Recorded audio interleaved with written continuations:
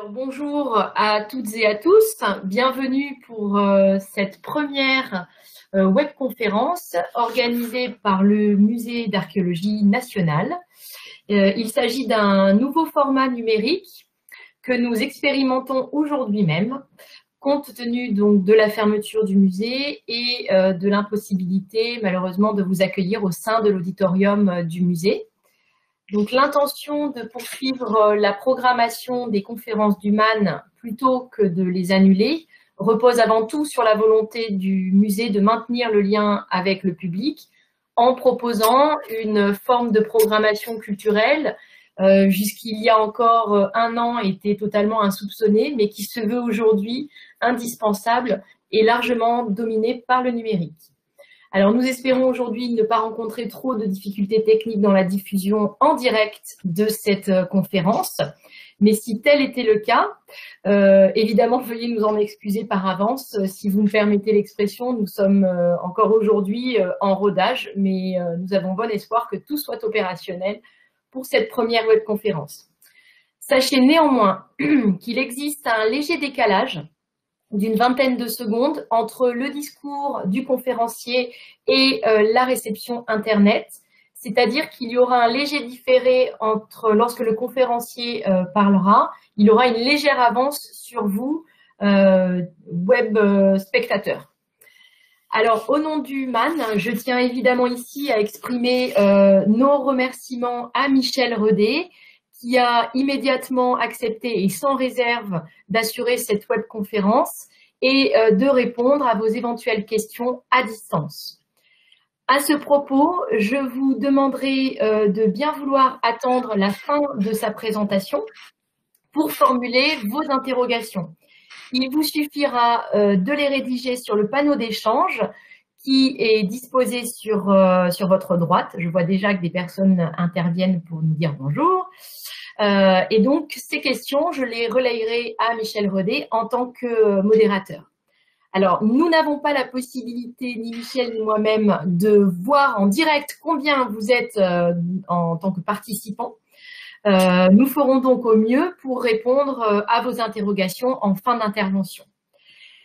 Donc aujourd'hui, nous avons le grand plaisir d'accueillir Michel Redet, directeur d'études émérite à l'École pratique des hautes études, Université Paris Sciences et Lettres, ancien élève de l'École normale supérieure, ancien membre de l'École française de Rome, agrégé de lettres classiques et docteur d'État. Vous avez enseigné dans différentes universités avant de devenir directeur d'études à l'École pratique des hautes études.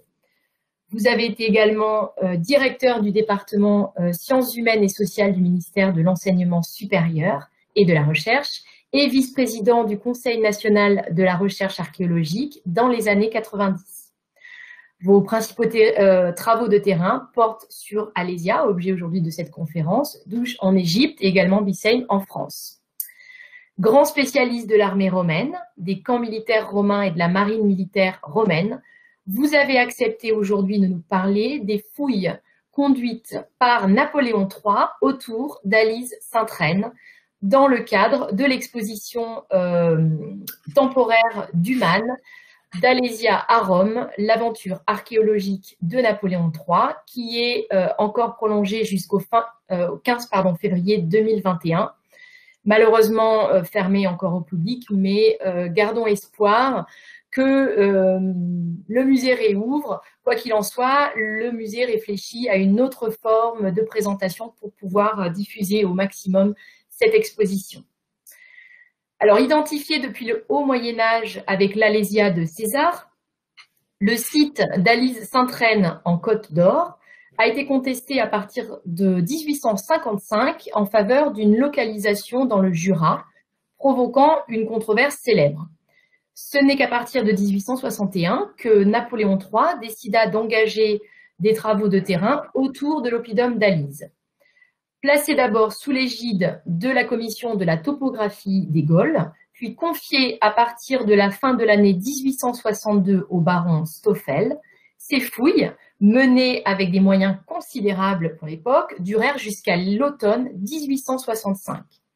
Elles s'inscrivent dans un ensemble de recherches consacrées à la guerre des Gaules, mais aussi dans une politique archéologique qui dépasse largement le cadre français. Ces recherches ont produit un lot considérable d'archives qui montrent la manière dont fonctionnait à cette époque l'archéologie. Ces dernières sont d'ailleurs au cœur de l'exposition présentée actuellement au MAN, dont l'un des objectifs était de retracer le déroulement de ces fouilles, tout en proposant une approche novatrice, questionnant le rôle de la photographie et les méthodes d'enregistrement de ce vaste programme archéologique. Ces recherches sont aujourd'hui confrontées aux observations effectuées dans les années 90 par l'équipe franco-allemande que vous avez dirigée, Michel Rodet, autour du Mont Auxois et qui en a réexaminé les conclusions sur le terrain. Voilà, je vous laisse la parole et c'est avec un grand plaisir que nous vous écoutons. Merci beaucoup. J'espère que vous m'entendez, mesdames et messieurs, chers web spectateurs. Je découvre cette nouvelle expression qui m'oblige à préciser que je suis au fin fond de mon bureau et que je parle à mon écran, ce qui n'est pas, comment dire, la meilleure façon d'établir un lien humain avec des auditeurs, mais on va essayer malgré tout de remplir cette tâche. Alors la première photo, première diapositive qui passe actuellement à l'écran, qui est celle de titre, vous montre le portrait de Napoléon III, qui est à ce moment-là en grande tenue d'apparat. C'est vous savez, un portrait du musée de Compiègne. Et si je commence par cette photo, c'est bien parce que justement c'est à Napoléon III que l'on doit les recherches qui ont été faites à Alice Sainte-Reine, mais pas seulement à Alice Sainte-Reine, dans l'ensemble de la France de l'époque, à la recherche justement de l'histoire de Jules César. Il reste, on va passer tout de suite à la diapositive suivante, il reste que Napoléon III n'a pas véritablement inventé cette localisation d'Alise, il n'a pas fouillé là par hasard, car cette localisation d'Alésia à Alise est effectivement une localisation très ancienne. Elle remonte, on vient de vous le dire, au Haut Moyen-Âge, plus exactement à la translation des reliques de Rennes à l'abbaye de Flavigny. Et à peu près au même moment, vers le milieu du 8e siècle, vers la même époque, donc Éric, qui était moine de Saint-Germain d'Auxerre, mettait en vers la vie du saint et évoquant à ce propos le souvenir du conquérant des Gaules. Toi aussi, Alésia, dit-il, au destin fixé par les armées de César, ce serait à tort que je refuserais de te célébrer dans mes vers. Toi qui passes pour avoir reçu ton nom du fait que tu nourris tes habitants d'un pain excellent, protectrice des frontières des territoires éduins, César t'attaqua jadis en un combat affreux et maintint avec peine les phalanges latines en un combat inégal, apprenant de quoi était capable la Gaule armée pour la défense de son indépendance. De cet antique castrum, il ne reste plus que des vestiges. Alors, ce texte est en quelque sorte le premier, il est le texte fondateur de la tradition alisienne, et il date donc du milieu du 9e siècle à peu près. Ça ne signifie rien d'autre que ce que je viens de lire, ça ne signifie évidemment pas qu'Alésia est à Alise en soi, ça signifie qu'il y avait déjà au 9e siècle une longue tradition, sans doute orale, de localisation du site à cet endroit. Et puis, comme vous le voyez sur les photographies, sur les diapositives qui passent à ce moment-là, en ce moment, vous avez dans les premières éditions du Bellum Gallicum, dont je vous ai donné ici seulement 2 exemplaires, des images qui servaient à illustrer ce texte de César, qui était donc dans toutes premières éditions au XVIe siècle, et qui montre les reconstitutions que l'on pouvait faire disons, des travaux de César. C'est la photo de gauche à Alise, que l'on appelait alors Alexia. Et cette image qui passe là vous montre une reconstitution qui est faite à partir du texte césarien, évidemment pas à partir d'une réalité matérielle que l'on avait découverte. Et puis, tout à fait en bas, de cette même image, vous avez une reconstitution idéale de cet oppidum d'Alésia, de même que de l'autre côté, à droite sur l'écran, vous avez une figure idéale dans une édition par Juste Lipse des œuvres de César, qui date donc à peu près du XVIe siècle. Ce sont là des figures d'imagination. On va passer à l'image suivante. Et les cartes aussi sont elles-mêmes des cartes qui sont des cartes significatives. Vous avez ici une carte de Gaulle qui date de 1549, qui a aussi illustré une autre édition de César, et vous voyez que je l'ai surligné en orange, en jaune-orange sur cette carte, vous voyez que donc à la limite du territoire des Lingons et du territoire des Éduins, vous avez une place qui est nommée Alexia ici. Sur la carte suivante, qui est une carte du XVIIIe siècle par Jean-Baptiste Bourguignon d'Anville, de 1760, c'est toujours à la mer. Alors la carte évidemment a complètement changé, on sait faire à ce moment-là une véritable cartographie de la France, mais vous voyez toujours que c'est où se situe Alésia, et c'est là que l'on situe évidemment le petit peuple des Manduviens. Donc cette tradition est très ancienne. Cette tradition de localisation d'Alésia à Alise est extrêmement ancienne, et elle a été renforcée encore, diapositive suivante,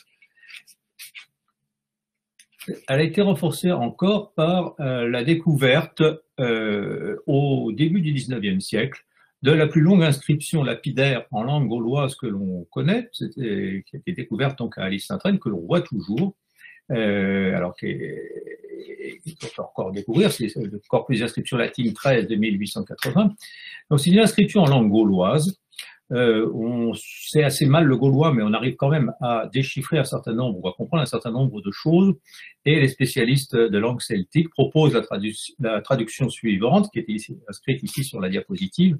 Martialis, fils de Damnotalis, a donné cette crypte, avec une incertitude sur la traduction à cet endroit, pour Uquetis, avec les forgerons qui façonnent la statue d'Uquetis en Alysia. Et nous savons effectivement que cette inscription a été découverte près de ce que l'on appelle aujourd'hui le temple d'Uquetis sur l'oppidum d'Alise, et qui est connu, donc il est assez bien conservé, on le connaît, donc toute la partie souterraine. La graphie Alysia, en fait, devrait être prononcée, doit être lue plutôt Alizéa, puisque les deux astes que vous voyez sur le nom d'Alysia, les deux astes verticales et deux i, sont en fait la graphie latine traditionnelle du E. Voilà, ici. Bien. Alors, ce n'est pas Alésia, c'est Alizéa, mais évidemment, il y a ici des métathèses qui permettent de transcrire assez facilement le nom. Et puis, cette localisation a été confortée aussi par la découverte de tessères, qui sont donc des jetons, comme vous le voyez sur la photo du bas, ici, avec l'inscription Ali, qui désigne donc les Alisienses. Alors, à quoi servait cette tessère? Peut-être pour des distributions alimentaires, peut-être pour l'accès à des jeux. Tout cela est incertain. On connaît un certain nombre de ces jetons dans d'autres circonstances, mais là, le seul fait que la découverte de ces jetons indique que nous sommes en présence d'un peuple qui s'appelle donc celui des Alisienses est évidemment significatif. Alors, Caroline Touquet vous l'a dit tout à l'heure dans son intervention liminaire. On va passer à la diapositive suivante.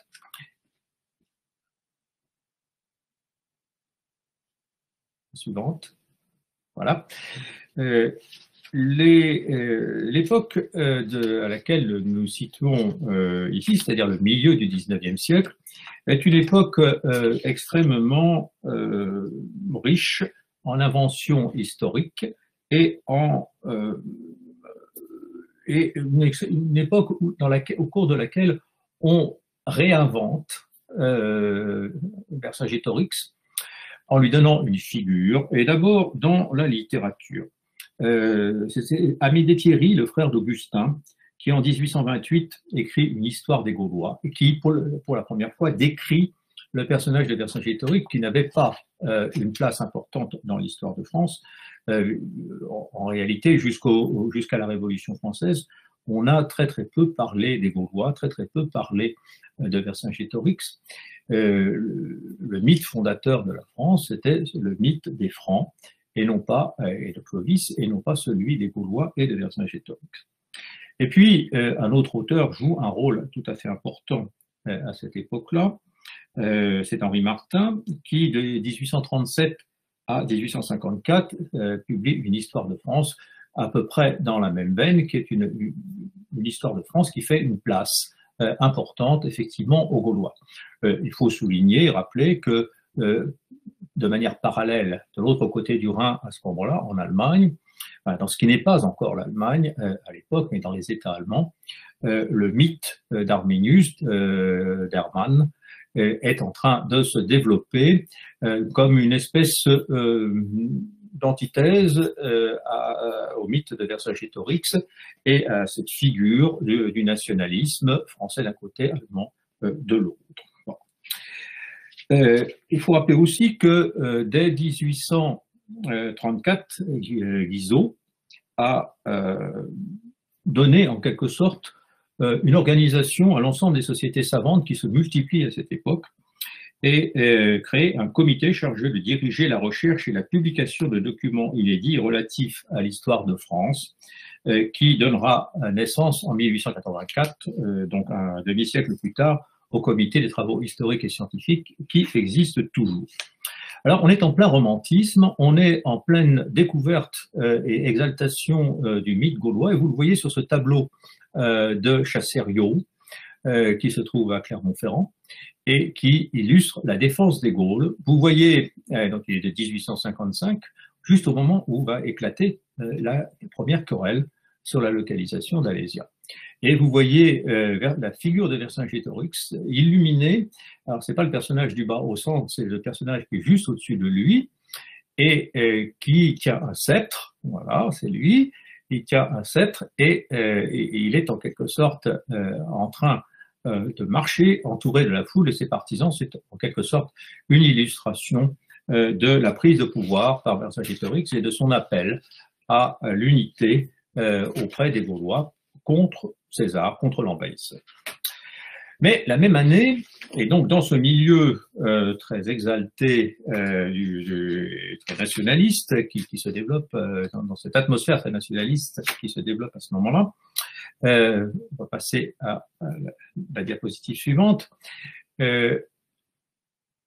éclate une querelle, ou plus exactement, est prononcée à Besançon, devant la Société d'émulation du Doubs, une conférence, c'est le 10 novembre 1855, une conférence par M. Alphonse Delacroix, dont vous voyez ici le buste.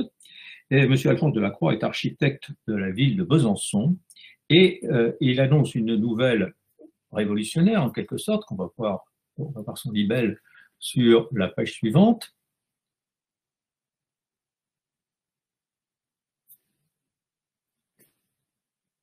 Voilà.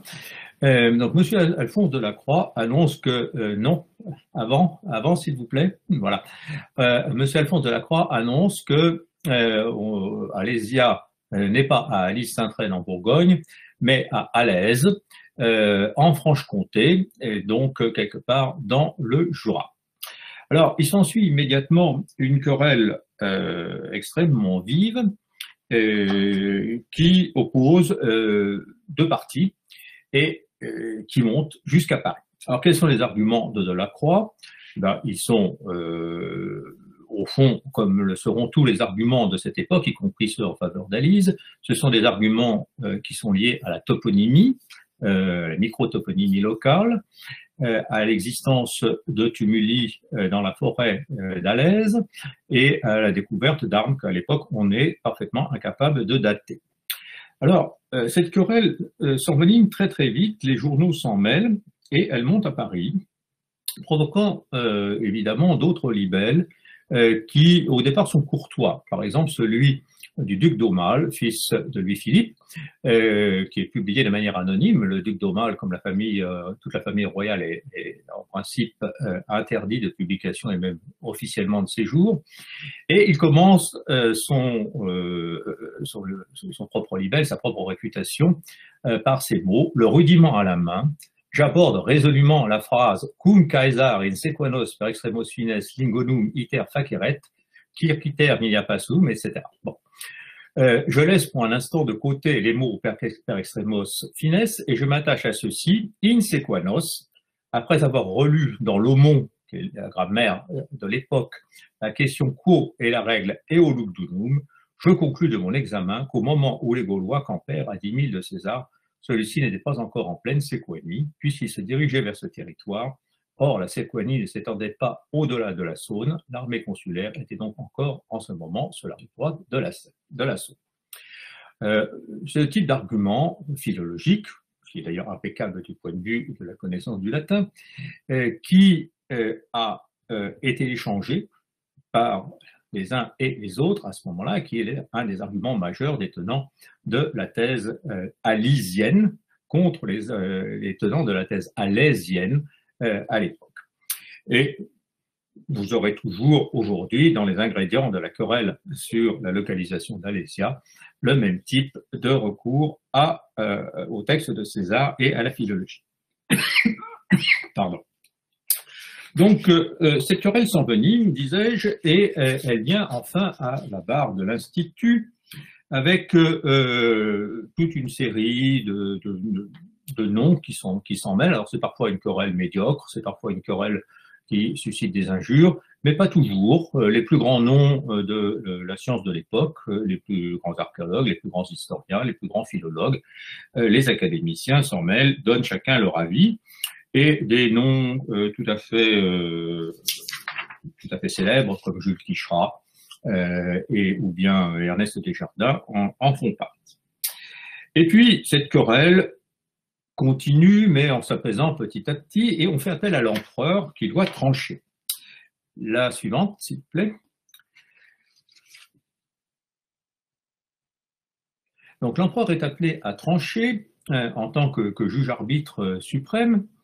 Et Napoléon III est quelqu'un qui s'intéresse beaucoup à l'histoire de France, pour des raisons diverses que nous évoquerons tout à l'heure. Et c'est à ce moment-là que l'on découvre, tout près, dans la plaine, au pied de la lys Sainte-Reine, près de la ferme qui existe toujours, de l'Épineuse, une cachette d'armes, dont l'invention est ici annoncée dans cette lettre que je vous fais passer à l'écran. Donc cette cachette d'armes qui sont mises au jour à ce moment-là, on est en 1860, elle constitue un élément décisif pour le déclenchement de fouilles dans ce coin, et parce que on s'est dit immédiatement qu'il s'agissait des armes des armes gauloises du siège d'Alésia. Et on ignorait alors qu'il s'agissait d'armes datées de l'âge du bronze, car on connaissait très très mal la typologie de ces différents types d'armements que l'on découvre. Passons à la suivante. Non. Revenez, s'il vous plaît. Voilà. Alors, je passe d'abord cette vue du mont Auxois tel qu'il a été réalisé à l'époque. C'est, je crois, une des illustrations qui figure à l'exposition actuellement du Marne et qui vous donne une bonne idée de ce à quoi ressemblait cet oppidum au XIXe siècle. Alors je dis oppidum à dessein, car c'est effectivement un oppidum gaulois, on en est absolument certain aujourd'hui. Il est entouré, au moins pour partie, d'un Murus gallicus qui a été découvert à deux endroits, donc à la fois donc, du côté des deux pointes. C'est un des plus vastes oppidas de Gaule, et puisqu'il fait 98 hectares, ce n'est pas le plus vaste, mais un des plus vastes oppidas de l'Europe tempérée. Et c'est un oppidum qui a des défenses naturelles significatives. Alors vous voyez mieux sur cette photographie ancienne où la végétation était rare.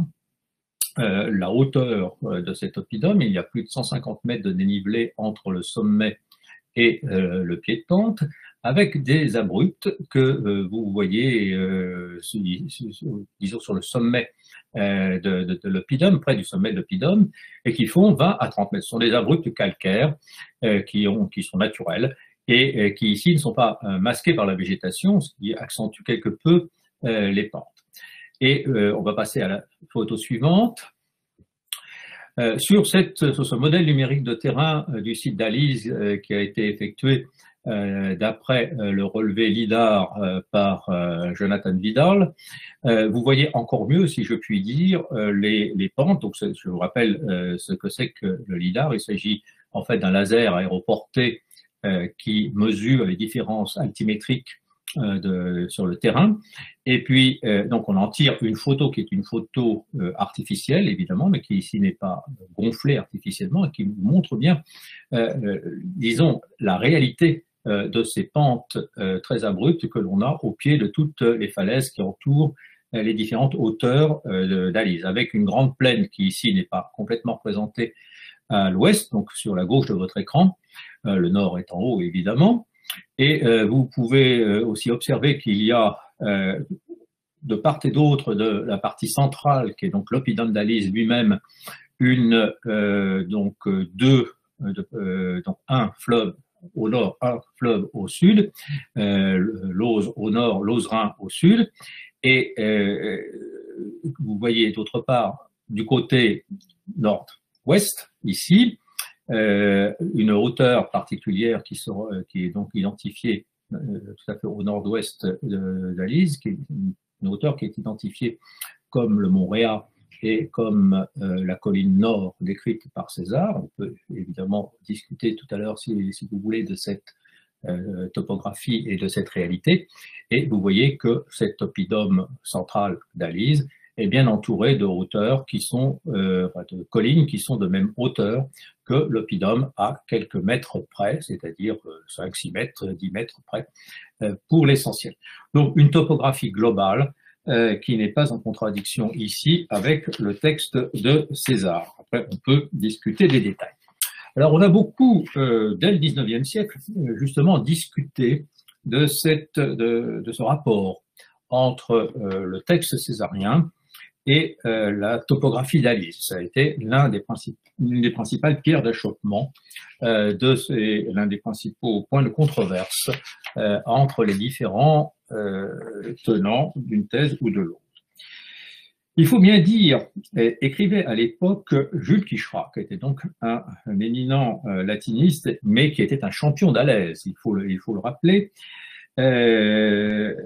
Il faut bien dire que la langue latine est à la fois très pauvre et très peu précise quand il s'agit de désignation géographique. Nous croyons quant à nous que colis, en latin, est à la fois une simple éminence, une colline, une montagne et un massif, de même que le mot flumen désigne un filet d'eau, un ruisseau, un torrent, une rivière et un fleuve. Ceux qui ont eu à écrire en latin un traité de géographie ancienne. À l'époque, on faisait une partie de ces thèses, enfin une de ces deux thèses en latin encore. Le nombre n'en est pas grand, assurément, mais cela on peut parler du moins avec expérience, savent combien il faut de longues périphrases pour suppléer à notre netteté et à notre précision scientifique moderne. Les mots ne se multiplient et n'acquièrent cette justesse si nécessaire aujourd'hui, vu nos besoins, que lorsque les sciences ont atteint déjà un certain développement. Les expressions techniques ont un perfectionnement identique à celui de la science elle-même. C'est une grave erreur, dont on commence d'ailleurs à revenir, que de croire César facile. Ceux qui ont une certaine habitude d'expliquer la topographie des textes anciens ne s'y sont jamais trompés et ont toujours estimé qu'il n'y avait pas d'écrivain plus rebelle ni plus obscur dans ses descriptions géographiques, dans ses narrations de marches militaires et dans le récit de ses opérations stratégiques. Monsieur Quicherat nous paraît, dans ce passage même, avoir donné une preuve du peu de précision géographique des termes employés par César. Et donc je rappelle qu'il s'agit là d'une position des adversaires d'Alice Saint-Traine, mais d'adversaires qui sont des gens très cultivés, qui connaissent très bien le latin et qui connaissent très très bien les difficultés d'interprétation du texte de César lui-même. On va passer à la suivante, s'il vous plaît. Voilà.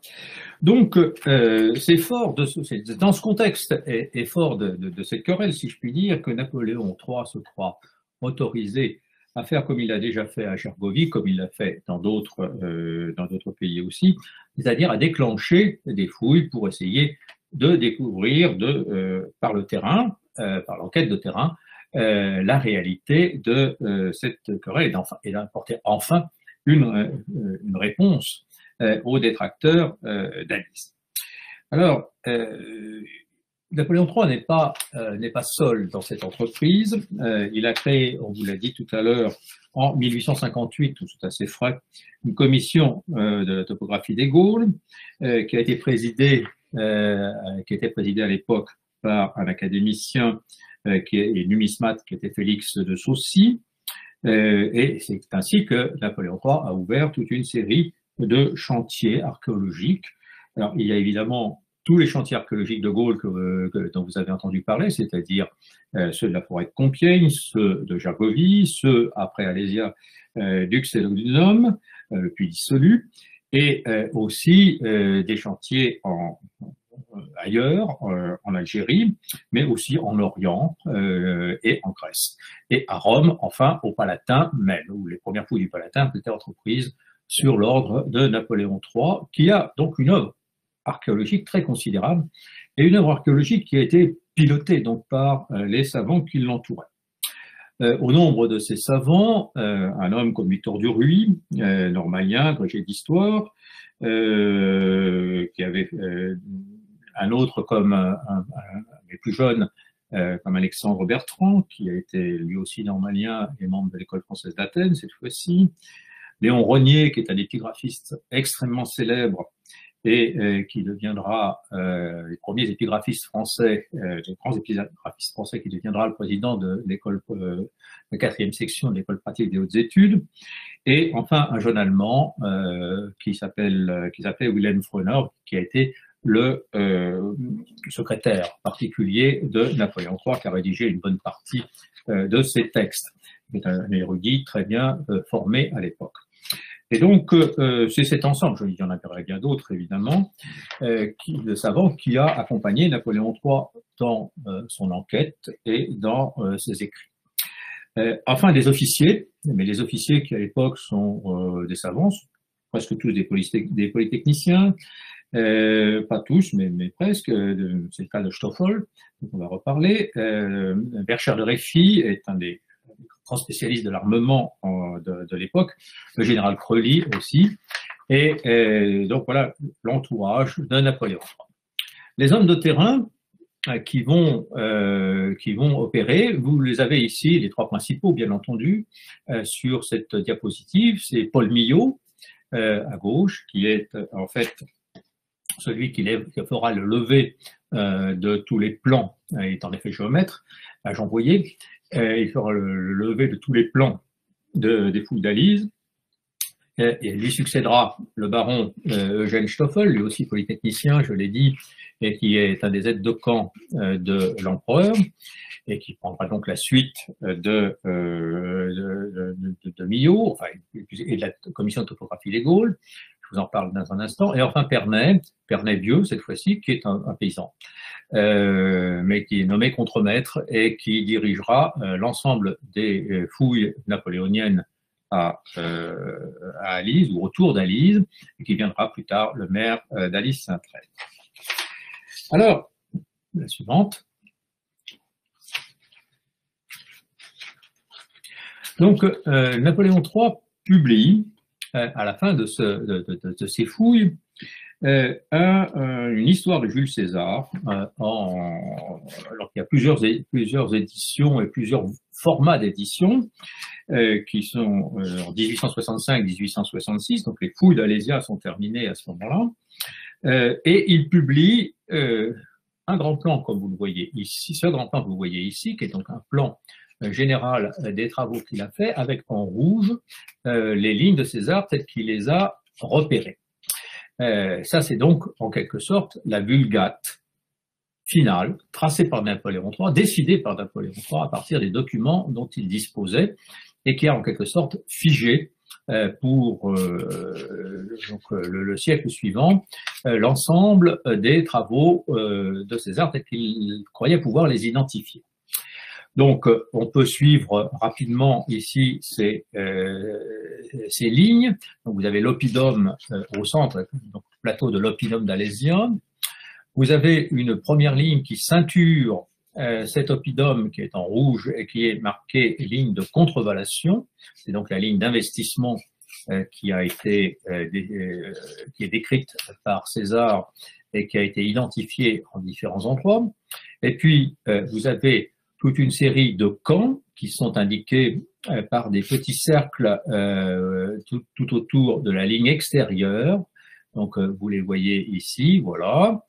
Voilà, ici, le camp C qui est un peu plus à l'est, un peu plus à droite sur l'écran. Bon, je ne peux pas montrer moi-même puisque je n'ai pas la main sur la flèche, mais voilà, c'est ici le camp C, etc. On en fera tout à l'heure un autre tour. Et puis, adossé à ces camps, la ligne de défense extérieure dite de circonvallation, qui est ici, voilà, merci Caroline, qui est donc la ligne de défense décrite, de défense extérieure contre l'armée de secours, décrite par Napoléon III. Alors, à côté de ce grand plan, qui circule toujours, qui est toujours celui qui illustre les manuels d'histoire, vous avez la planche suivante.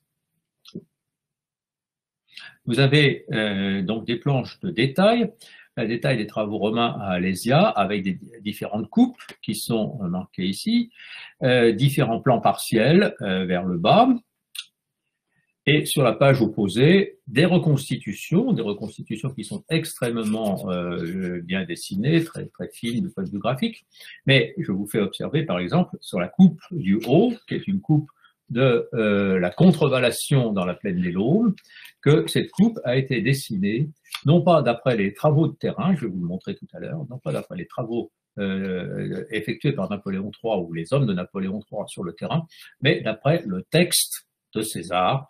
C'est là certainement un des problèmes qui grève d'une certaine façon le dossier de Napoléon III.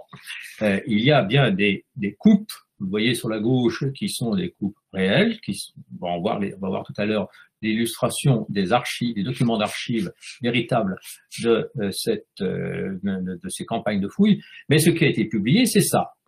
Et c'est ce qui a été publié aussi avec un commentaire historique du texte de Napoléon III. Alors, pourquoi en quelque sorte cette manière de procéder? Eh bien, tout simplement parce que l'archéologie est à l'époque une science qui est encore relativement balbutiante, qui est encore dans son enfance.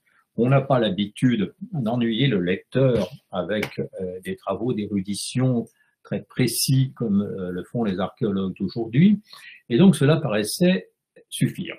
Mais aussi, ce qui est important de comprendre, c'est que Napoléon III a effectué ses travaux d'archéologie, bien sûr par passion d'une certaine manière historique et par passion de la recherche, mais il l'a fait aussi dans des buts politiques qu'il faut bien mentionner par simple honnêteté.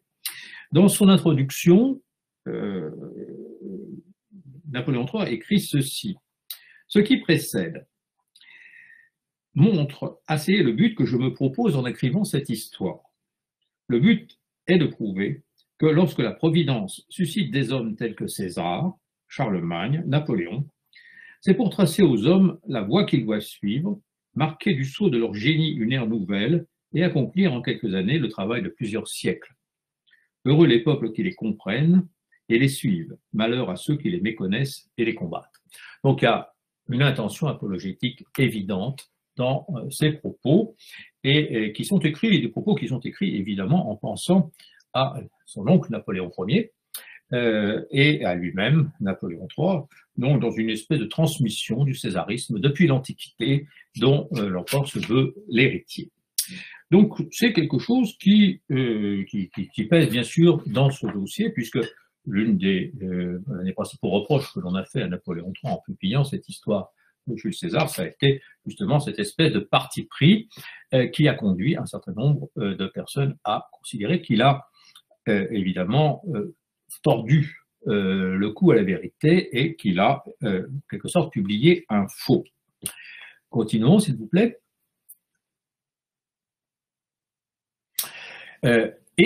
Lorsqu'à la même époque, on construit la maquette d'Alésia, que vous voyez ici, célèbre maquette qui est toujours au musée d'archéologie nationale de Saint-Germain-en-Laye, eh bien, on la reconstruit, encore une fois, non pas avec les archives de fouilles de l'époque, mais avec le texte de César. Et c'est toujours ça, cette maquette qui a inspiré, par exemple, la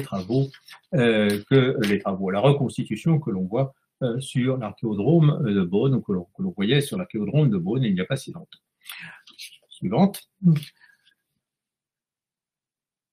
Alors, en réalité, il y a eu bien évidemment des archives qui sont beaucoup plus précises et qui ont été retrouvées, qui sont depuis toujours au musée d'archéologie nationale de Saint-Germain-en-Laye aujourd'hui, notamment cet album des fouilles d'Alise, vous voyez, format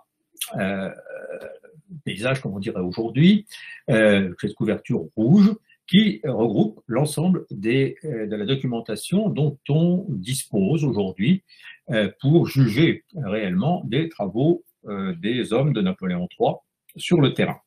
Donc c'est un recueil de plans qui a été republié par Joël Le Gall il y a quelques années, en 1989, et qui montre très bien comment on travaillait. Je vais m'attarder quelques instants sur cette manière qu'avaient les hommes de Napoléon III de travailler.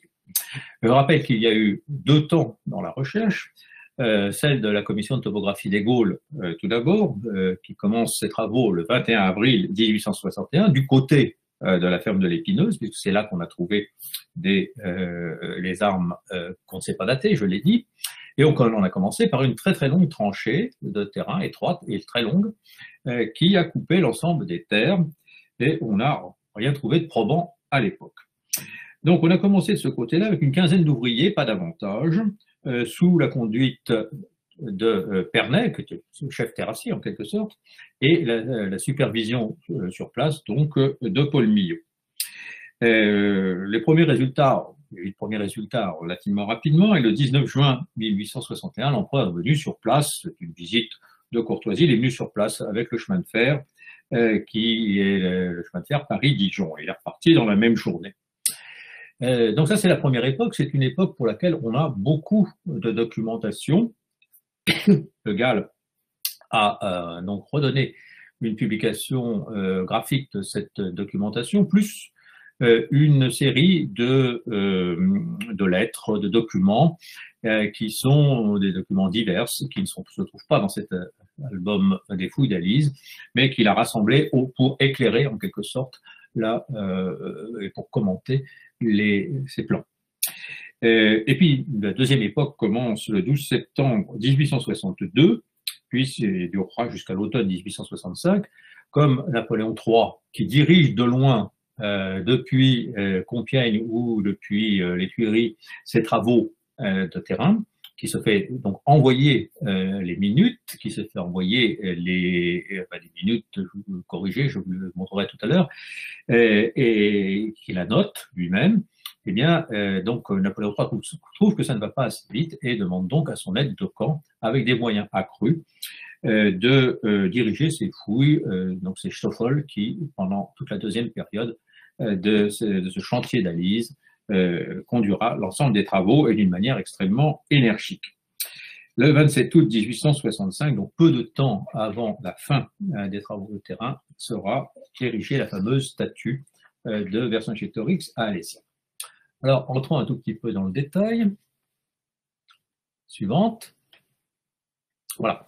Alors, voici à quoi ressemblent ces documents. Vous avez ici, à gauche, un petit plan qui vous donne à la fois les routes modernes et les tranchées qui ont été faites. Donc, les tranchées, voilà, ça, ce sont les routes. Et ça, ce sont les différentes tranchées qui ont été faites par les hommes de Napoléon III. Vous voyez que ce sont des tranchées tout à fait étroites et qui sont documentées, ces tranchées sont assez éloignées les unes des autres, et elles sont documentées par les coupes qui sont en regard, donc fouille numéro 49, fouille numéro 50, fouille numéro 51, vous voyez qu'elles sont numérotées, avec des coupes qui sont des coupes sommaires qui donnent simplement les dimensions. On ne s'occupe pas à l'époque du remplissage de ces fossés et de manière presque systématique, on ne sait pas l'observer. La suivante. Alors, vous avez ici une série de coupes et vous voyez aussi donc c'est un peu mieux documenté cette fois-ci avec disons quelques éléments qui permettent de mieux comprendre ce qu'on a fait. C'est coloré dans un certain nombre de cas. La suivante. Vous avez en même temps de grands plans comme celui-ci, qui sont des minutes qui ont été levées par Paul Millot. Donc celle-ci est du 30 août 1862 avec une reproduction donc de Joël Le Gall. Alors un petit peu décalé, excusez-moi parce que je n'ai pas pu faire un collage correct, je croyais, mais manifestement ce n'est pas le cas. Et surtout, ce qui est important, donc vous avez la topographie moyenne qui sert de fond de plan avec les routes, avec l'oppidum, etc. Mais vous avez donc au 30 août 1862, sur la gauche de votre photographie, la position de toutes les fouilles qui ont été menées à ce moment-là, qui sont des fouilles qui sont, comme je vous le disais à l'instant, numérotées. Donc vous avez les deux lignes, à la fois dans la plaine des Laumes. Est-ce que vous pouvez mener, voilà, ça c'est la plaine des Laumes, le coude de la plaine des Laumes, et puis ensuite, plus au nord, on monte à l'assaut des pentes du Réa. Et comme vous le voyez, toutes les fouilles qui ont été faites sont numérotées. Vous verrez, si on a le temps tout à l'heure, combien ces recherches ici ont été en quelque sorte incertaines, aléatoires. Les documents de l'époque en font foi. Et à l'autre extrémité, donc tout à fait à l'est cette fois-ci, et donc du côté droit de l'image, nous avons ici toute une série d'autres fouilles qui ont été effectuées au pied de l'oppidum et sur les pentes du mont qui fait suite, la montagne qui fait suite à l'est, qui est le Penvel. Enfin, on en voit aussi dans la partie sud. Il y a eu beaucoup de tâtonnements dans toutes ces recherches, mais c'est le type de document qui était, et de plan en général, qui a été transmis à l'empereur à Compiègne ou aux Tuileries. La suivante. Alors, plus exactement, ce que vous venez de voir, c'était le lever par les soins de Joël Le Gall de ces minutes qui illustrent, qui sont contenues donc dans l'ensemble des fouilles du dossier de fouilles du Second Empire conservé au musée d'archéologie nationale. Ce qui a été transmis probablement à l'empereur, c'était ce type de document, un petit peu plus soigné, mais similaire à celui que vous venez de voir. Ce sont d'ailleurs pratiquement, tout à fait contemporains. La suivante.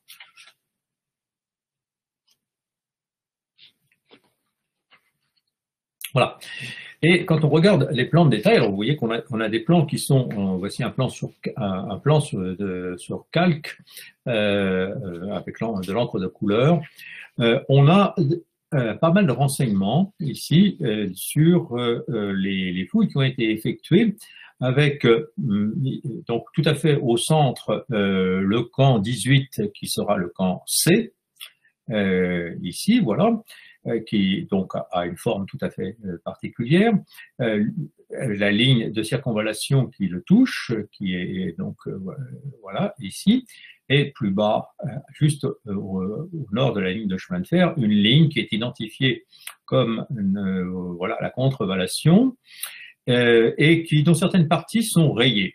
Alors c'est rayé peut-être par les mains de l'empereur, la main de l'empereur lui-même ou par la main de Millot. On a beaucoup discuté sur toutes ces choses. On ne sait pas toujours effectivement de pourquoi c'est rayé, pourquoi ça a été confirmé, etc. Et Napoléon III a fait son choix dans ces différents détails lorsqu'il a publié son grand plan général du siège. Et c'est là que l'on peut voir effectivement les tâtonnements, que l'on peut voir les ordres qui ont été donnés, on peut voir sur la suivante, et les choix définitifs qui ont conduit Napoléon III à fixer une espèce de vulgate. Alors vous voyez ici, ce sont des travaux autour du Mont Réa. Vous voyez qu'il y a des lignes qui ont été identifiées, ou que l'on a cru pouvoir identifier, et qui sont barrées, par exemple, qui sont rayées, comme c'est le cas ici. Vous voyez des lignes qui sont complètement interrompues, par exemple la circonvallation un peu plus bas, voilà ici, elles sont interrompues parce qu'on n'a pas retrouvé la suite des lignes. On a quelquefois, vous voyez ici des traits de crayon qui ont été rajoutés, qui peuvent être des suppositions qui ont été faites. Et puis parfois on a des ordres, dont certains sont même de la main de l'empereur. Diapo suivante. Par exemple ici, vous avez un dessin sur CAC accompagnant une lettre de Stoffel à Millot, que je vous passerai tout à l'heure, où vous voyez par exemple un commentaire qui se situe vers le centre de l'image, fouille côté sur le précédent croquis. Donc ça, ici, on est du côté de l'épineuse cette fois-ci. Suivante. Et ici, un grand plan, pas trop lisible, les photos n'ont pas été très bien faites, mais si vous le zoomez, vous verrez qu'il y a ici des commentaires au crayon, qui sont pour certains de la main de l'empereur, ici par exemple, ou un peu plus à l'ouest, avec des notations sur la présence d'armes, sur la présence de monnaie, ou des ordres, simplement, fouiller ici, continuer à chercher par là, etc., etc. Voilà comment donc combler les parties fouillées ici. Et donc on apprend ainsi comment Napoléon III dirigeait à distance ce chantier, parfois bien, parfois mal. La suivante. Alors, les ordres, voici des exemples pour Pernay. Donc c'est une lettre du baron Stoffel. Mettez sur le champ 10 ouvriers de plus à la recherche des objets. Voilà, 18 février 1863. Et puis, de l'autre côté, une illustration, une lettre accompagnée d'un croquis indiquant toujours à Pernay ce qu'il doit faire. Donc, 4 jours plus tard, 22 février 1863. Et puis, en même temps, Stoffel rend compte de ce qu'on a trouvé comme objet et quelle est la situation. Donc, ce sont des mémos qui sont tout à fait importants pour notre compréhension de la manière dont le système fonctionnait. La suivante. Ici, une lettre à Réfi qui donne un compte des objets trouvés, en l'occurrence des boulets, excusez-moi, avec leur poids. La suivante. Bien sûr, on relevait les armes qui étaient découvertes, qui ont ensuite été exposées comme au musée de Saint-Germain. C'est le cas ici. Et il est intéressant, alors on va passer à la suivante. Ici, une petite carte qui vous rappelle donc c'est une carte qui a été dressée par Laurent Olivier, conservateur au musée d'archéologie nationale et chargé du département photohistorique. Donc vous avez ici sur cette carte toute une série de dates qui vous montrent qu'on a d'abord commencé par les lignes, ici, à des moments différents, et puis on a ensuite attaqué les camps qui se trouvent tout autour de cette ligne de contrevallation, et enfin on a attaqué la circonvallation. Il est intéressant la suivante. Il est intéressant de regarder ce petit croquis qui n'a pas été publié avec les archives de Napoléon III.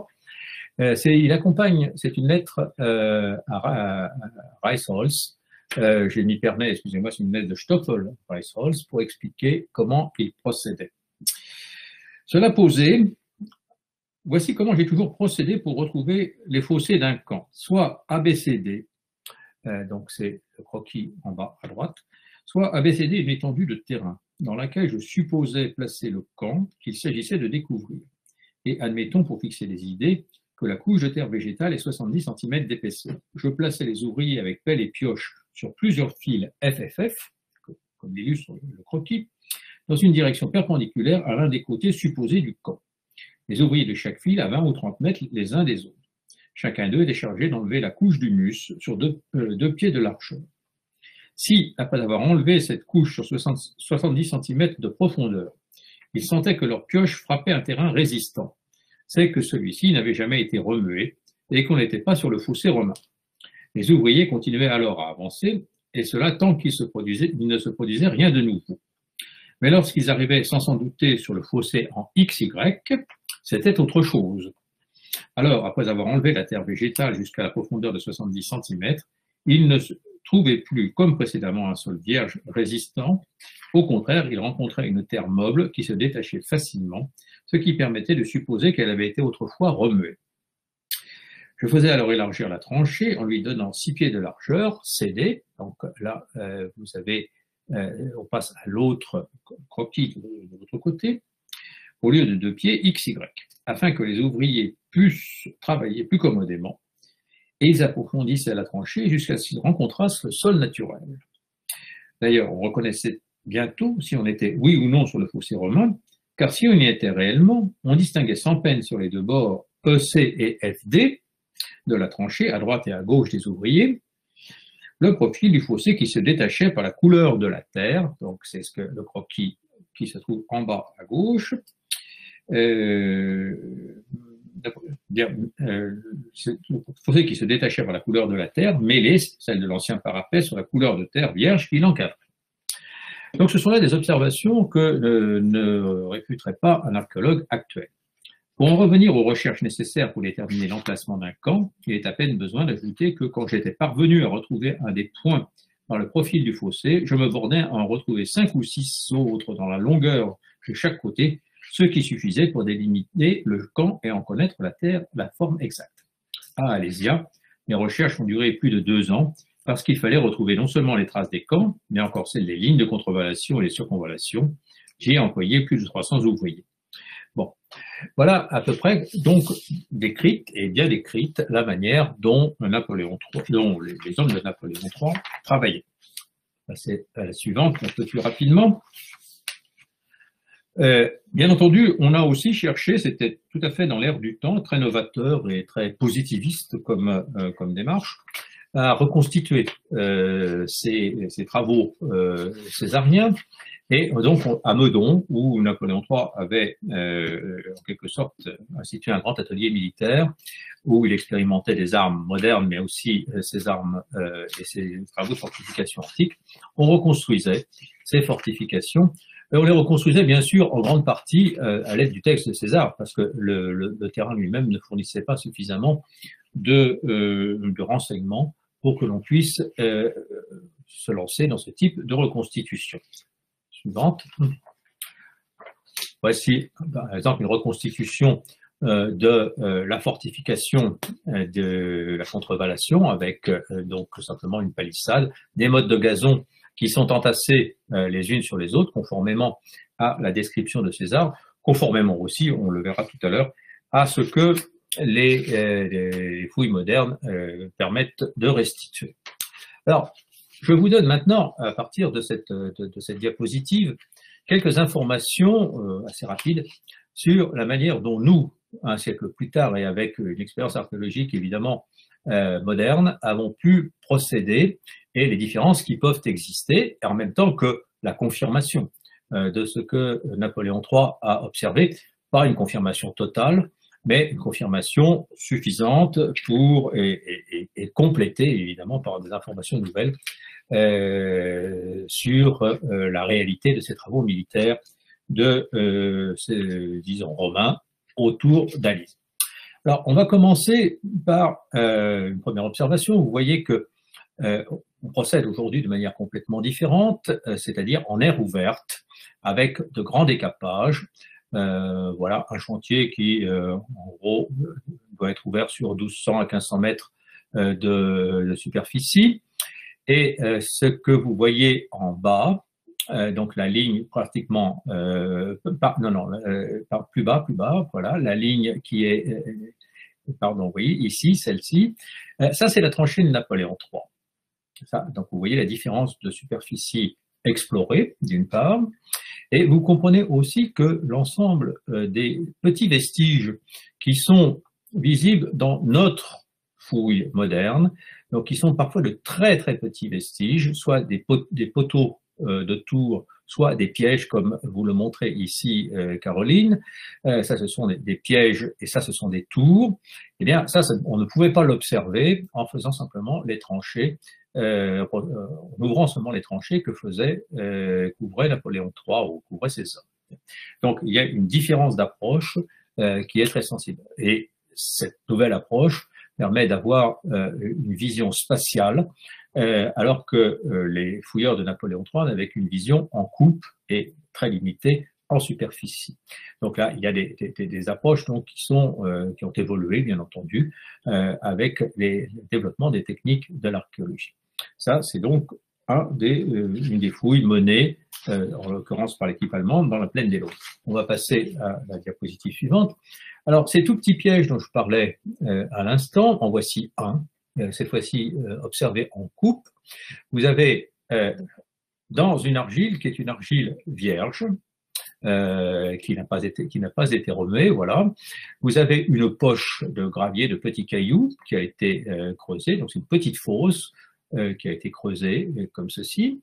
Et au milieu de cette fosse, donc qui est constituée d'un apport halogène au sol naturel, eh bien vous avez une trace qui est cette fois-ci la trace très visible d'un tout petit pieu que nous identifions comme l'un des pièges de Napoléon, de César, que Napoléon III n'a pas pu observer.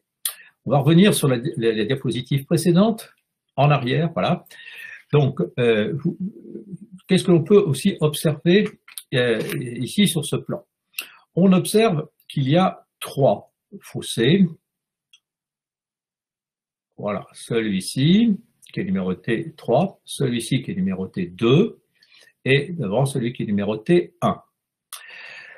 Ces 3 fossés ont été observés par les hommes de Napoléon III, et en particulier le fossé numéro 3, qui est juste au pied du rempart. Le rempart est matérialisé par les tours qui sont juste derrière, qui sont accolés ici. Ça, c'est la trace du rempart. Le rempart lui-même a disparu, il a été totalement arasé. Avec le temps, il est tombé justement dans le fossé qui le borde. Alors, Napoléon III n'a pas tenu compte de ce fossé numéro 3 pour des raisons qui s'expliquent assez facilement. Il n'est pas dans le texte de César. Il n'est que, d'ailleurs, ce fossé 3, qu'à cet endroit même de la ligne de défense. On peut évidemment être tenté de dire « Ah, mais puisqu'il y a 3 fossés et non pas 2, alors que César en décrit 2, c'est bien qu'Alésia n'est pas là. » Mais c'est le seul endroit où c'est comme ça. Nous avons en effet observé qu'il y a la plupart du temps 2 fossés qui précèdent le rempart lui-même, rempart que Napoléon III n'avait jamais pu observer parce qu'il ne savait pas, comme je l'ai dit tout à l'heure, identifier ces traces de tours.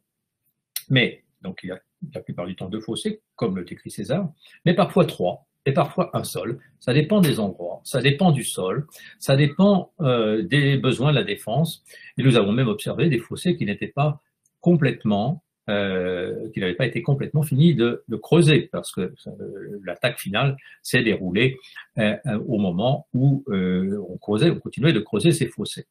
Donc il y a toute une variation, en fait, qui est toujours locale, des systèmes de pièges de défense. Donc Napoléon III n'a pas toujours tenu compte de la réalité du terrain, même quand ils avaient correctement observé certains détails, comme c'est le cas ici. On va aller un petit peu plus loin. Voilà, bien. Voilà, voici ce fossé 3, qui est un fossé en V avec un fond qui est assez évasé. Il y en a plein d'autres avec des formes qui sont parfois plus pointues, d'autres qui sont parfois plus harassées. La suivante. Et ici, une découverte assez exceptionnelle, d'une certaine manière, pour un archéologue. Ce sont des restes de mottes gazon brûlées qui proviennent du rempart. Donc, c'est dans le fossé 3 dont je viens de parler, dans la plaine des Laumes. Tout ça, c'est toujours la même fouille. Ces mottes formaient de manière régulière le front des remparts romains. C'est une technique de construction très très bien connue par les textes antiques, mais aussi très bien documentée du point de vue archéologique, et on les appelle en latin caespes, au pluriel caespites.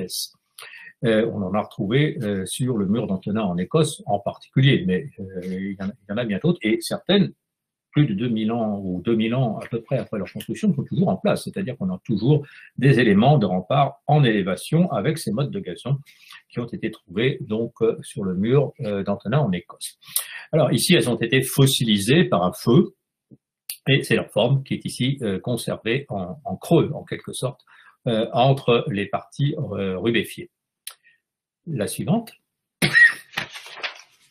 Donc, dans la plaine des Laumes, cette partie de la contrevallation doit être constituée, comme vous le voyez ici, c'est une aquarelle de Jean-Pierre et Catherine Adam, qui a été effectuée en 1992, si ma mémoire est bonne, pour l'exposition qui avait été consacrée à ce moment-là, aux travaux de César. La suivante. Alors, je passe sur le Cancé, cette fois-ci à l'aide d'une photographie aérienne. Bien entendu, Napoléon III ne disposait pas de ces photographies aériennes, mais si vous vous souvenez de la forme du Cancé que je vous ai montré sur un de ces plans, vous voyez qu'il ne s'est pas trompé. On a bien effectivement ici des formes ovoïdes, complexes, probablement avec un repentir de construction. Je passe sur les détails pour en venir au plan suivant.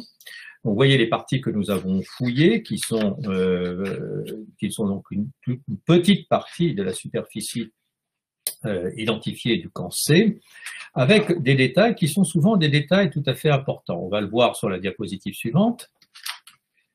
Par exemple, ici, vous avez le fossé du camp en cours de fouille, qui est ici comblé par un muret qui servait à passer du camp à l'intérieur des lignes sur le côté.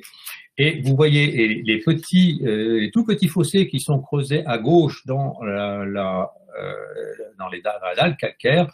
Eh bien, ce sont les restes, les traces des pièges, en l'occurrence des tipis de Napoléon, de César, donc qui entoure ici le camp. La suivante. Voici des tours en cours de fouille. On est directement sur le calcaire, et ces tours se voient très très bien, puisque ces trous de poteaux se voient très très bien, puisque on a leurs traces directement lorsque le sol est bien dégagé. La suivante. Et voici donc ces sipis, ces trous qui sont saignés à l'intérieur de la dalle calcaire, avec l'emplacement des défenses qui sont à cet endroit-là. Donc il s'agit de pieux, en fait, qui sont dressés. Voici une photo verticale qui montre mieux encore de quoi il s'agit. Donc on plantait là-dedans, César le décrit, mais c'est un système qui avait déjà été décrit par Polybe et qui sera repris par Tite-Live ensuite. Donc la manière dont ces branchages et pointés sont implantés dans le sol et sont entretoisés de manière à former des espèces de lignes de barbelés qui empêchent donc un assaut direct, barbelés en bois évidemment, et avec des branches épointées. La suivante. Voilà. Alors, cette fois-ci, une photo aérienne de la porte qui montre, donc vous voyez le fossé voilà, ici le fossé du camp C, près de la porte qui se trouve au milieu, dans l'interruption, ici.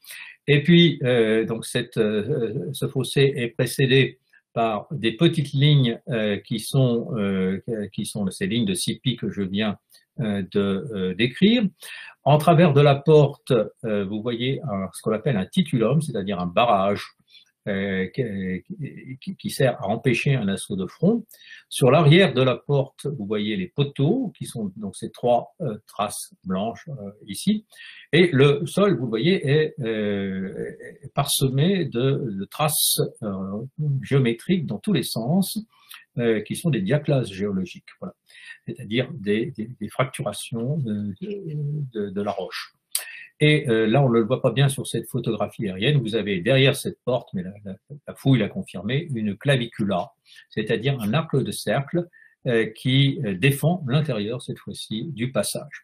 Donc on a, alors titulum et clavicula, ça ce sont des éléments tout à fait caractéristiques de la construction militaire romaine. Les Gaulois n'ont jamais utilisé exactement les mêmes choses. Voici une photo de la surface des capés avec donc le titulum sur la gauche, le fossé du camp au centre et le passage de la porte entre les deux. Voilà. Donc la clavicula que l'on peut deviner sur la droite, la voici, c'est ici. Voilà. Donc, clavicula, c'est une clé, c'est-à-dire qu'elle sert à obliger tout assaillant à se présenter sur son flanc droit, qui est le flanc découvert, parce qu'il ne porte pas de bouclier. Donc, j'accélère un peu parce que je suis un peu au bout de mon temps. Encore une photo. Voilà, ça c'est la photo aérienne de la fouille. Là, la clavicula se voit très très bien ici, le passage de la porte aussi. Alors, un dernier élément sur ce camp C, c'est une balle de fronde, et on en connaît deux comme ceci sur ce camp C, avec l'inscription que je vous ai transcrite ici à droite dans le commentaire, T, l'habit, avec un point entre le T et le L, un point en bas, qui est ici, oui, un A ensuite, donc ça c'est le L, A, B, voilà, et plus loin I, et ça s'arrête là. Ces balles de fronde sont maintenant conservées au musée d'archéologie nationale. Suivante. Et alors cette fois-ci, on est repassé en plaine. Vous voyez d'autres types de pièges que de Napoléon, de César, qu'un n'avait pas vu Napoléon III, avec, donc ce sont sur la fouille ouverte, là, qui n'a pas été d'une très grande surface, mais ça suffisait. On voit des espèces de cônes, comme vous le voyez en la petite photo en bas à droite, qui sont creusés directement dans la terre, et l'un de ces pièges que donc Napoléon III, que César, pardon, appelle des Lilia, contient ici un piège qui est, c'est un piège donc qui contient une arme de fer. Pardon, excusez-moi pour ce lapsus. La suivante. Alors, sur cette carte, qui sera un de mes derniers documents, vous voyez en vert les fouilles du Second Empire, et en rouge, et même en rouge augmenté, les parties qui ont été fouillées par l'équipe franco-allemande que j'ai dirigée. Vous voyez que ce n'est qu'un petit élément de l'ensemble dégagé par Napoléon III. Alors pourquoi n'a-t-on pas tout fouillé? D'abord parce que c'était impossible dans des terrains qui sont tous des terrains privés. Ensuite, parce que ça n'aurait pas été forcément pertinent. Et vous voyez aussi, et puis on n'avait pas les moyens ni le temps, les moyens matériels, financiers, ni le temps. Mais vous voyez aussi que il y a beaucoup d'incertitudes dans le plan de Napoléon III en vert. Il y a des parties qui sont identifiées comme contrevallation ou circonvallation, mais qui ne sont pas forcées, qui n'ont pas été vérifiées par nos soins et sur lesquelles on peut discuter, évidemment, et discuter à l'infini. Je pense que certains plans, camps de plaine, comme le camp K, qui est juste au nord de votre flèche, Caroline, le camp K, oui, voilà ici, ce n'est pas un véritable camp, parce qu'il se trouve en dehors des lignes et certainement pas dans un endroit stratégique important, c'est pas un emplacement de camp. Pour d'autres, comme le camp H qui se trouve sous la gare des Laumes, on ne le saura jamais. La gare des Laumes a été construite après les fouilles de Napoléon III, enfin, c'est partie de la gare de triage, etc. Donc on pourrait très longuement discuter de tous ces détails et reprendre point par point la critique du dossier de Napoléon III. Enfin, encore un plan, voici donc avec un zoom sur la zone de la plaine des Laumes, une nouvelle découverte qui a été faite, par exemple, entre la contrevallation et la circonvallation, la mise au jour d'un petit camp, enfin plus exactement de 2 fossés qui barrent disons l'espace situé entre les 2 lignes, un ici et un autre plus au nord, avec à chaque angle des passages.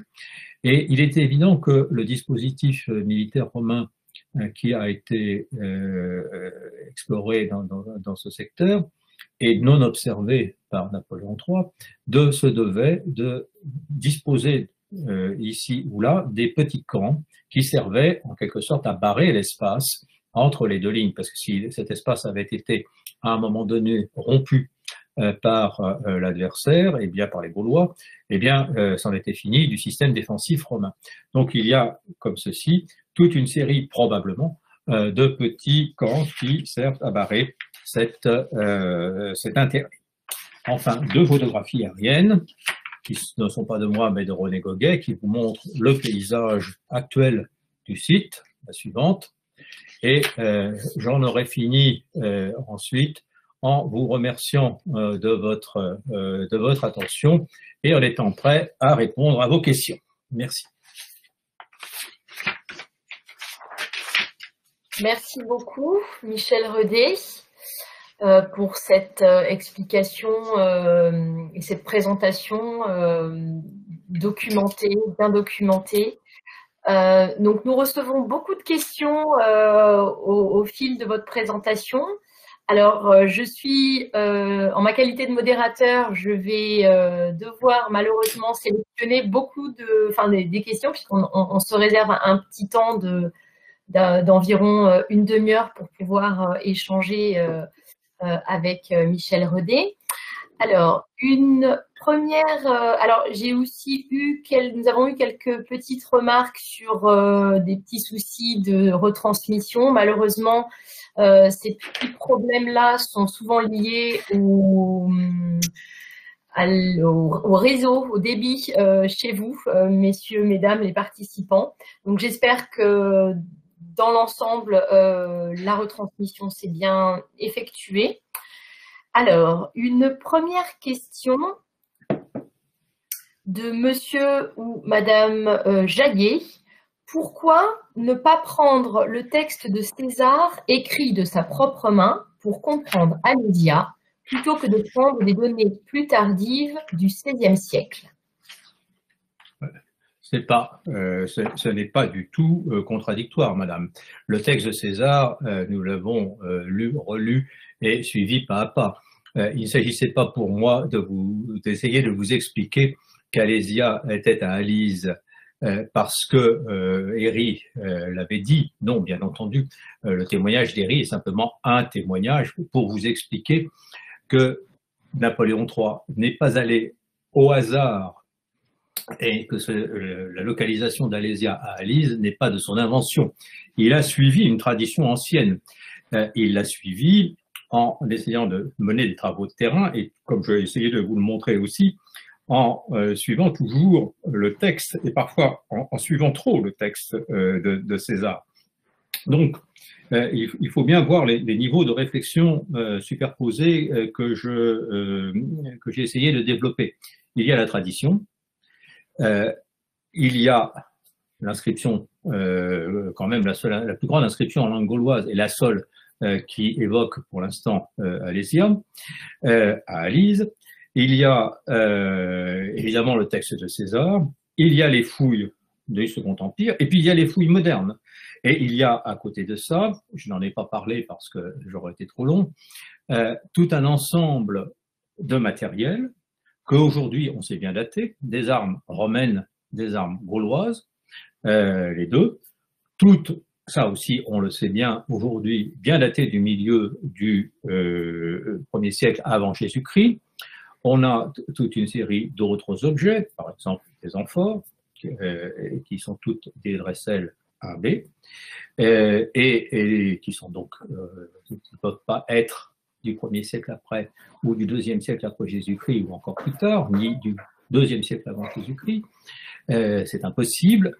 On a toute une série, toute une collection monétaire qui est une collection monétaire très importante, à la fois avec des monnaies romaines et des monnaies gauloises.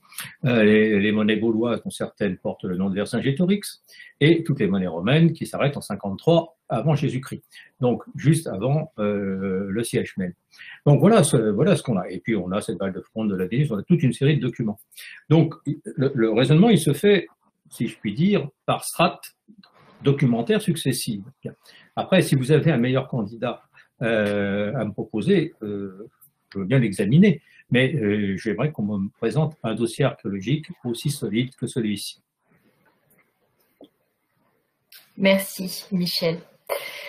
Une seconde question d'Alexandre qui nous demande: on peut être surpris par le peu de profondeur des fossés de contrevallation. Les Gaulois avaient-ils vraiment besoin de les combler de terre ou de construire des passerelles pour les franchir? Bon, alors c'est une bonne question effectivement qui se pose et qu'on peut poser sur à peu près l'ensemble des sites militaires romains que l'on découvre et que l'on fouille. Je commencerai par l'exemple de Gergovie qui est similaire, où à certains endroits le fossé est réduit à 30 cm de profondeur. Pourquoi? Parce qu'il est dans une pente. Et donc, le ravinement a absolument arasé le fossé. Tout archéologue sait ça, mais évidemment, ça surprend toujours des non-spécialistes. Dans le cas de la plaine des Laumes, par exemple, on a des fossés qui ont été très souvent abrasés, parce que il faut se souvenir que depuis 2000 ans, ces terrains sont en labour. Donc, progressivement, les labours arasent les structures et là, on a bien souvent plus que la semelle. Ce que nous avons pu observer, c'est que le fond de ces fossés, au moins le fossé 1 de la contrevallation, était un fossé qui avait été mis en eau. Ça se voit à partir de son remplissage. On ne va pas entrer dans les détails trop techniques, ça se voit aussi à partir des analyses que l'on peut faire. Donc ces fossés sont tout proches de la nappe phréatique et ils sont aussi comblés d'eau pour certains d'entre eux. Enfin, il faut se souvenir que ces fossés étaient plus hauts qu'ils n'apparaissent aujourd'hui parce qu'une partie des terres avait été accumulée entre les fossés. Donc ils constituent une espèce de glacis, pas partout, mais dans un certain nombre d'endroits. Et puis, vous avez des fossés qui, à certains endroits, se retrouvent difficilement parce qu'au contraire, ils sont sous un cumulus de terre qui s'est colluvionné parce que la terre a été rincée, la terre des parties supérieures a été lessivée par les pluies, et donc la terre s'est accumulée en bas. Le terrain qu'on voit aujourd'hui, ce n'est pas le même terrain que celui qu'ont vu les légionnaires de César ou les soldats de Vercingétorix, et donc il faut chaque fois, en quelque sorte, essayer de restituer et de comprendre dans quelle situation on est. Cela étant dit, ces fossés d'Alésia ne sont pas différents de tous ceux que l'on peut trouver sur le Limes, dans les camps militaires fouillés par nos collègues allemands en Germanie. On a exactement les mêmes types de problèmes et les mêmes types de disparition de certains fossés ou au contraire, d'enfouissement de certains fossés. Tout archéologue sait ça, je veux dire, de manière assez simple. À vous. Merci. Troisième question de Sami Ben Makad. Savez-vous à peu près quelle surface a été fouillée en décapage extensif dans les fouilles, enfin pourriez-vous préciser, pour les fouilles menées dans les années 90? Vous avez dirigé. Oui, je dois dire que j'ai plus le chiffre en tête, Mais ça je l'ai eu, j'ai fait le calcul une fois, mais je l'ai plus en tête. Vous avez vu tout à l'heure un chantier relativement, enfin deux chantiers relativement importants. Celui de la Plaine des Laumes, bon, il y avait environ 1500 mètres de décapés à cet endroit-là, mais il y en a eu d'autres à côté. Et puis sur le Cancé, le chantier de la porte que je vous ai montré est à peu près dans les mêmes eaux, entre 1500 et 2000 mètres carrés de superficie, mais il y en a eu d'autres un peu plus loin. Bon, si vous mettez tout bout à bout, je ne sais pas que ça va faire 2-3 hectares, pas plus, à peu près. C'est cet ordre de grandeur-là, par rapport à un site qui s'inscrit dans un rectangle de 20 km². C'est global, c'est global, vous sentez. Une autre question de Monsieur Saurével. Vous évoquez une clavicule et un titulum sur le camp C. Quels sont les autres exemples de ce type de construction sur l'ensemble de la Gaule pendant la guerre des Gaules, si on en connaît d'autres exemples? Alors, on connaît de titulum, on ne connaît pas beaucoup d'exemples dans les camps militaires qui ont été fouillés. Je signale quand même qu'il y en a récemment qui ont été récemment fouillés et publiés à Lotagne, à côté de Valence. C'est pas par moi. Donc dans les camps républicains de la fin du milieu du deuxième siècle, fin du deuxième siècle avant Jésus-Christ, ou un peu plus tard. Les problèmes de datation de cette fouille sont complexes. Les clavicules, on les connaît, les premiers exemples, il y a un premier exemple à Numance. Il y en a d'autres qui sont maintenant connus. Et au fond, on est là dans une chronologie qui contredit un petit peu la Vulgate qui était en usage jusqu'à ces dernières années, et qui voulait qu'il n'y ait pas de clavicule, par exemple, avant l'époque flavienne. Non, maintenant, on a bien des preuves qu'il y en a avant. J'ai étudié ce dossier en mes données communication à la revue des études anciennes en 1900, non, la revue archéologique de l'Est, pardon, en 1995, si ma mémoire est bonne. Excusez-moi, ça commence à dater un petit peu. Voilà. Alors, autre question de Dominique Garcia, qui rejoint d'autres questions, la même question qui a été posée. Le dossier des camps romains à Alésia nécessiterait-il des fouilles complémentaires? Ah oui, bien entendu. D'abord, je salue Dominique Garcia, si c'est bien le président de l'INRAP, mais je suppose que c'est lui. Et donc, oui, bien entendu, ce dossier n'est absolument pas clos. Il n'est pas clos parce que vous avez vu que nous n'avons fouillé qu'une petite partie, c'est un premier point. Il n'est pas clos parce que tous les problèmes ne sont pas résolus. Par exemple, il y a des problèmes qui restent tendance, qui est celui du nombre de camps mis au jour. Il y en a que nous ignorons. Je vous ai montré tout à l'heure un document LIDAR qui a été dressé par Jonathan Vidal, qui est maintenant quelque part aux Antilles, si ma mémoire est bonne, ou à La Réunion, je ne sais plus, mais enfin outre-mer.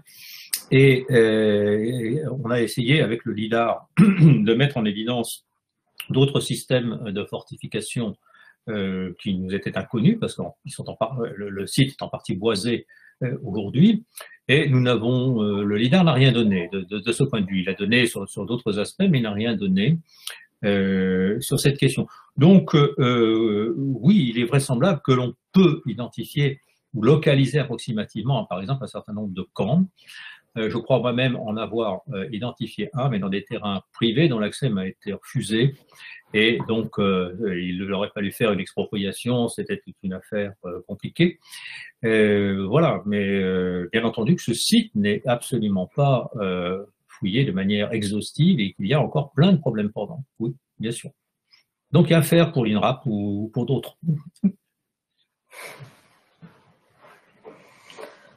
Autre question de Monsieur René Persson.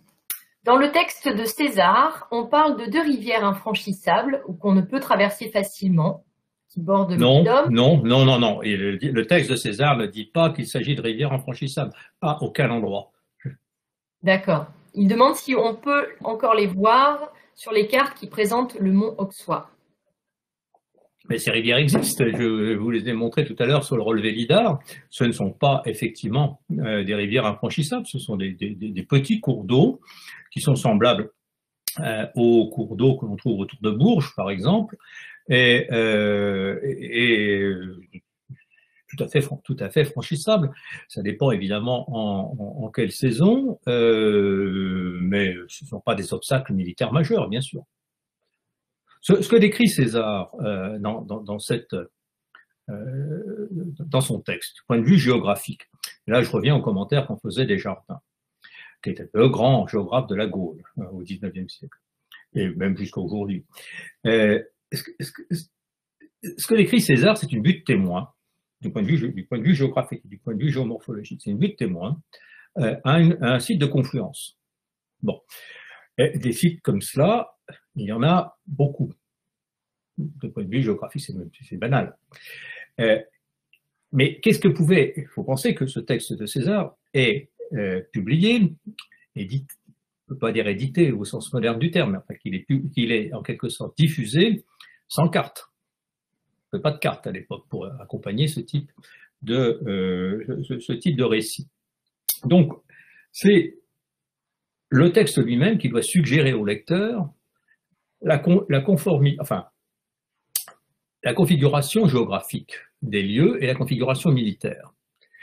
Ce n'est donc pas une question, sinon le lecteur ne comprend pas. Si vous lui donnez 3 pages de description géographique, il ne va pas comprendre, et puis ça ne correspond pas au goût littéraire du temps. Le goût littéraire du temps, et en particulier celui de César, c'est celui de la concision, de la brièveté, de la simplicité. Il faut que le lecteur soit capable d'avoir une espèce de schéma mental qui lui suggère les grands massifs, les rivières, la position militaire des uns et des autres, le dispositif romain. C'est ça qu'on cherche. Bien. Donc, s'il y avait eu un fleuve formidable, bien entendu, César comme obstacle, César l'aurait dit. Et bien évidemment, l'Oise et l'Osrhin ne sont pas le Rhin. Ce n'est pas le Nil, c'est clair. Mais le Nil, c'est Floumène, le Tibre, c'est Floumène, en latin, et l'Oise, c'est Floumène. C'est toujours le même mot. Il n'y a pas, encore une fois, c'est le commentaire de Desjardins, et il a parfaitement raison en la matière.